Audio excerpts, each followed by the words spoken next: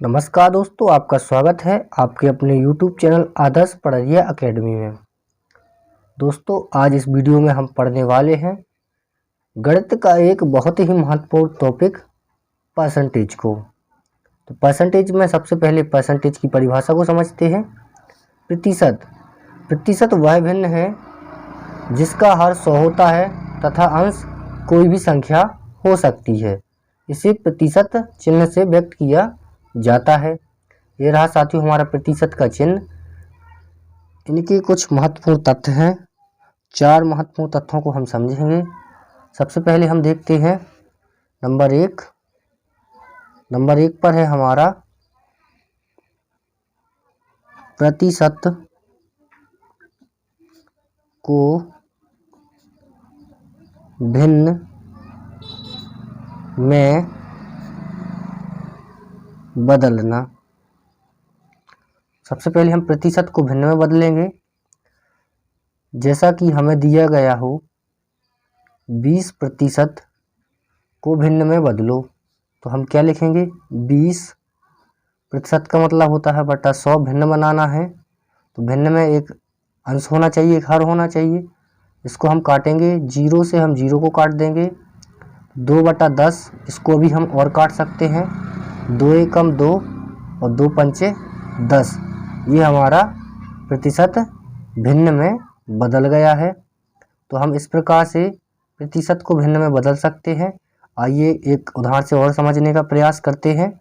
जैसा कि हमें कहा जाए कि 25% को भिन्न में बदलो, तो 25% अर्थात बट्टा 100 हम 25 से इसे काट सकते हैं। 25 से कम 25, 25 चौका 100, 1/4 ये हमारी भिन्न हो गई। अर्थात इसमें हम समझ गए हैं कि प्रतिशत को भिन्न में किस प्रकार से बदला जा सकता है। देखते हैं दूसरे पॉइंट को। दूसरे पॉइंट में हमें क्या करना होगा? हमको कोई भिन्न दी जाएगी, उसको हमें प्रतिशत में बदलना होगा। जैसे भिन्न को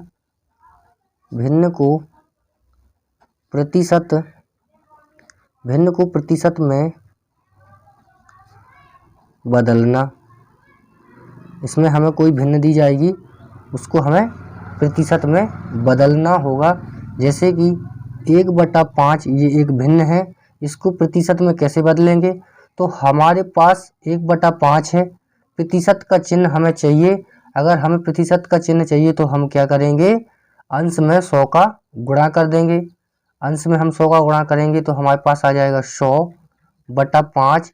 इसको हम काट देंगे, 5 दूनी 10 और 0 का 0 और प्रतिशत का चिन्ह। तो ये हमारा आंसर हो जाएगा। अर्थात हमने भिन्न से प्रतिशत में बदल दिया। इसी प्रकार दूसरे को देखते हैं। एक उदाहरण से और समझने का प्रयास करते हैं। जैसा कि 1/4 ये एक भिन्न है, इसको प्रतिशत में बदलना है तो हमें क्या करना होगा? अंश से हम 100 का गुणा कर देंगे। तो यहाँ पर हो जाएगा 100/4, हम 4 से काट देंगे तो 4 दूना 8, 0, 4 पंचे 20, 25%। ये हमारा आंसर निकल के आ जाएगा। हमको जब भिन्न में दिया जाए और प्रतिशत में बदलना हो तो हमें क्या करना होगा? अंश में 100 का गुणा करना होगा। अब हमारा तीसरा पॉइंट है हमारा प्रतिशत को दशमलव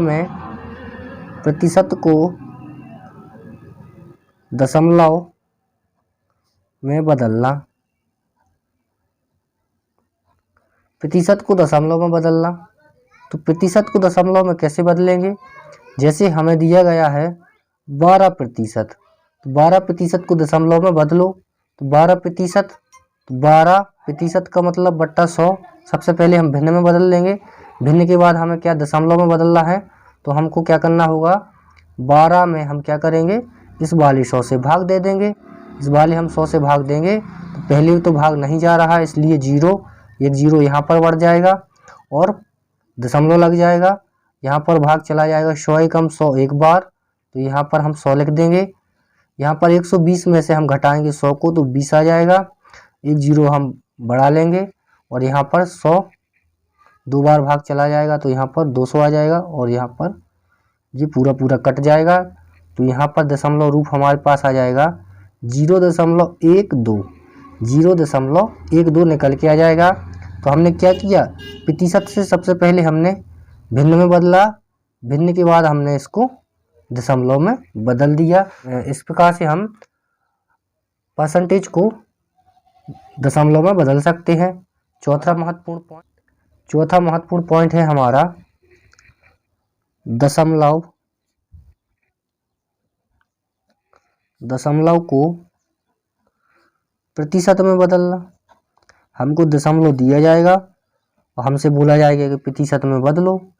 तो प्रतिशत में हमें कैसे बदलना है, जैसे हमें दिया गया हो 0.12, इसको हमसे कहा जाए कि प्रतिशत में बदलो तो हम क्या करेंगे, तो हम सबसे पहले लिखेंगे 0.12। यहाँ पर इस पॉइंट को हटाएंगे तो एक लिख लेंगे, एक जितनी संख्या है 1 2 तो हम 2 जीरो, ये हमारा पॉइंट 0 हट गया है। यहाँ पर लिखा जाएगा 12/100।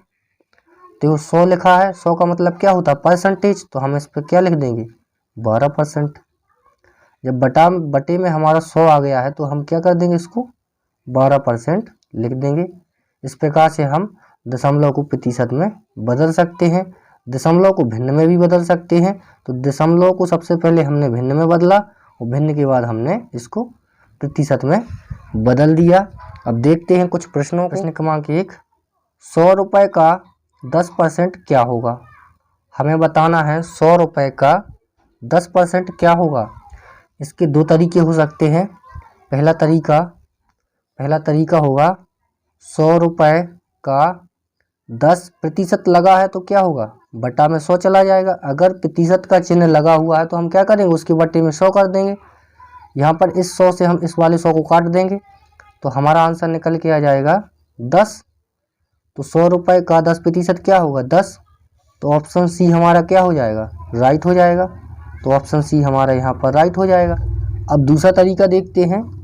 सबसे पहले लिखते हैं 100, 10% को हम क्या करेंगे, 10% को हम भिन्न में परिवर्तित कर देंगे। तो 10% को हम भिन्न में कैसे परिवर्तित करेंगे, तो 10% का मतलब क्या होता है, भिन्न में बदलेंगे तो बटा 100, एक जीरो से एक जीरो काट देंगे।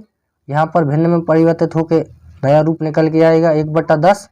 तो हम क्या करेंगे, इसको 1/10 से गुणा कर देंगे। तो यहाँ पर एक जीरो से एक जीरो, तो दूसरे तरीके से भी हमारा निकल के क्या आ गया है 10 आंसर। ये रहा हमारा दूसरा तरीका। चलते हैं प्रश्न क्रमांक 2 की। हमारा प्रश्न क्रमांक 2, 1000 रुपये का 20% क्या होगा। इसके भी दो तरीके हो सकते हैं। तो पहला तरीका है 1000 का 20%, 20% का मतलब क्या होता है बटा 100, दो जीरो से दो जीरो कट गए। यहाँ पर हम 10 का गुणा किस में कर देंगे 20 में, तो 10 गुणे 20 क्या हो जाएगा 200। देखते हैं दूसरे तरीके को। तो ये रहा हमारा दूसरा तरीका। 1000 का हमें क्या बताना 20%, तो हमें 20% को सबसे पहले क्या करना होगा, भिन्न में बदलना होगा। तो 20% को भिन्न में बदलेंगे तो 20 बट्टा परसेंटेज का मतलब 100। यहाँ पर 20 से काटेंगे, 20 से कम 20 और 20 पंचे 100, 1/5, अर्थात हम 1000 में 1/5 से गुणा कर देंगे। तो यहाँ पर क्या हो जाएगा, इससे हम काटेंगे 2 बार जाएगा और 0 0, तो यहाँ पर कितना निकल के आ गया 200। यही हमारा आंसर हो जाएगा। ऑप्शन बी हमारा राइट आंसर हो जाएगा। चलते हैं अगले प्रश्न की ओर। ये रहा हमारा प्रश्न क्रमांक 3, 1200 का 5% क्या होगा। इसके भी दो मेथड हो सकते हैं। पहला है 1200 का 5% मतलब जिसके साथ प्रतिशत लगा हो बटे में 100 चला जाएगा। तो यहाँ पर 2 जीरो से हम 2 जीरो को कट कर देंगे और यहाँ पे 12 का गुणा हम 5 से करेंगे तो यहाँ पर 60 आंसर आ जाएगा। तो ऑप्शन ए हमारा राइट आंसर हो जाएगा। देखते हैं सेकंड मेथड है जो, उससे कैसे करेंगे। तो 1200 और जो 5%, इसकी भिन्न में वैल्यू कितनी आ जाएगी 5/100, 5 एकम 5 और यहाँ पर 1/20। तो हम यहाँ पर 1/1200 में क्या करेंगे 1/20 से गुणा कर देंगे। तो यहाँ पर 0 से 0 कट गया है और 2 से हम काटेंगे 120 को, तो 2 से 120 को काटेंगे तब भी हमारा 60 निकल के आ जाएगा। तो ये हमारा आंसर हो जाएगा, ऑप्शन ए हमारा राइट आंसर हो जाएगा। चलते हैं अगले प्रश्न की ओर। प्रश्न क्रमांक 4, 10 रुपये 100 रुपये का कितने प्रतिशत है। अभी क्या था, अभी हमारे पास प्रतिशत में दिया गया था, हमें बताना था रुपए में या संख्या को निकालना था। इसमें हमें क्या करना है, इसमें हमें प्रतिशत में बताना है, अर्थात हमारे साथ प्रतिशत नहीं है। जब हमको प्रतिशत में लाना होता है तब क्या करना होगा वो हम बताएंगे। तो सबसे पहले यहाँ पर 100 का 10 कितने प्रतिशत है, अर्थात प्रतिशत का चिन्ह लाना है तो क्या करना होगा, 100 से हमें गुणा करना होगा। तो यहाँ पर इस 100 से 100 को काट देंगे और यहाँ पर क्या हो जाएगा 10%। हमें इसमें क्या करना था, प्रतिशत चिन्ह को लाना था, तो चिन्ह को लाने के लिए हमें क्या करना होगा, गुणा करना होगा। तो 100 का हमने गुणा कर दिया। अगर हमें चिन्ह को हटाना हो तो हम क्या करते हैं, यही 100 को बटा कर देते हैं। ये रहा साथियों हमारा प्रश्न क्रमांक 5, 1000 रुपये का 200 रुपये कितने प्रतिशत है। हमें साथियों प्रतिशत में बताना है, प्रतिशत की ओर जाना है। तो हमें क्या करना होगा, 1000 जिसके साथ का लगा हो उसे बटे में रखते हैं। 1000 रुपये का, तो 1000 के साथ लगा 200 रुपये कितने प्रतिशत है, अर्थात हमें प्रतिशत चिन्ह को लाना है। तो हमें क्या करना होगा, 100 से गुणा, इस 2 जीरो से मैं इन 2 जीरो को काट देता हूँ, 1 जीरो से इस 1 जीरो को काट देता हूँ। तो यहाँ पर आंसर निकल के आ जाएगा 20%। यही हमारा आंसर होगा। हमें ध्यान क्या करना होगा, हमें जब प्रतिशत किसी भी संख्या को प्रतिशत में पूछे तो प्रतिशत चिन्ह को लाना होगा। तो हमें क्या करना होगा, 100 का गुणा। अगर हमें प्रतिशत चिन्ह को हटाना है तो हमें क्या करना होगा, 100 से भाग। यही हमें ध्यान रखना है। ये रहा दोस्तों परसेंटेज का टाइप नंबर 1, आय पर आधारित प्रश्न। इस टाइप में साथियों आय से संबंधित प्रश्न होंगे। तो आय क्या होती है, तो आय हमेशा क्या होगी साथियों, आय हमेशा क्या होगी, आय हमेशा 100% होगी। इस बात को हमें ध्यान रखना है। आय के अंतर्गत क्या क्या आता है, अब आय होगी तो हम क्या करेंगे, खर्च करेंगे और क्या करेंगे, बचत भी करेंगे। तो आय से हम क्या क्या करते हैं, खर्च भी करते हैं और बचत भी करते हैं। तो इन 2 चीज़ों को समझना आवश्यक है। तो हमने बता दिया कि आय हमेशा क्या होती है, 100%। कहीं पर भी आय की बात आती है तो हम 100% को लिखेंगे, ठीक है। अब इसके बाद जो खर्चा होगा उसको देखेंगे और जो बचत होगी उसको देखेंगे, कोई दिक्कत नहीं है। अब प्रश्न क्रमांक 1 को हल करने का प्रयास करते हैं। एक व्यक्ति अपनी मासिक आय का 10% बचाता है। यदि उसकी मासिक बचत ₹100 है तो उस व्यक्ति की मासिक आय कितनी है, ये हमें बताना है। साथियों एक व्यक्ति है जो कि 10%, जो अपनी मासिक आय का क्या करता है, 10% बचाता है।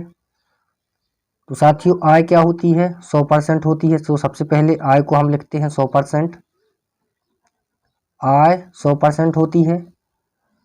अब आय में क्या क्या होता है साथियों, बचत। तो यहाँ पर हम लिखते हैं बचत।